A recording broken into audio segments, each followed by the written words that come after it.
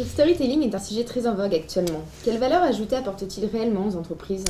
En fait, le storytelling, c'est la façon dont on raconte une histoire d'entreprise, dont on raconte une histoire au sens large du terme.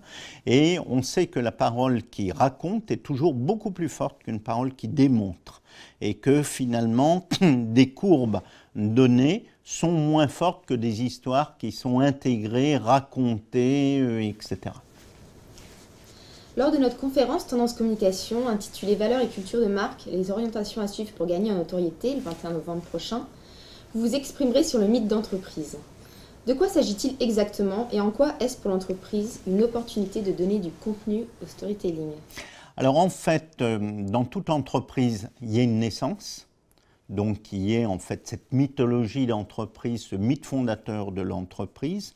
Et ensuite, il y a un certain nombre d'étapes qui arrivent à aujourd'hui. Et ces étapes sont des étapes de moments héroïques et de moments de crise.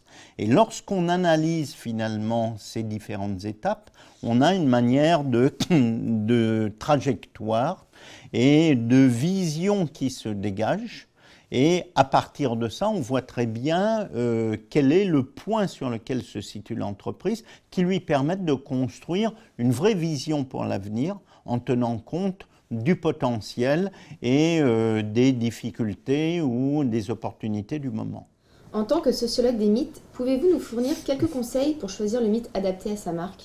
Alors en fait, on regarde en fait la mythologie, en particulier gréco-latine sur laquelle nous nous trouvons, est une façon de faire comprendre le monde aux hommes, globalement d'ordonner le monde. Et chaque grande mythologie correspond finalement à une force qui est en place, donc un petit peu comme une entreprise qui a sa place sur un marché et dans la société. Donc il s'agit, une fois qu'on a analysé la trajectoire, le mythe fondateur et la trajectoire de l'entreprise, de voir à quel grand archétype se raccroche cette entreprise.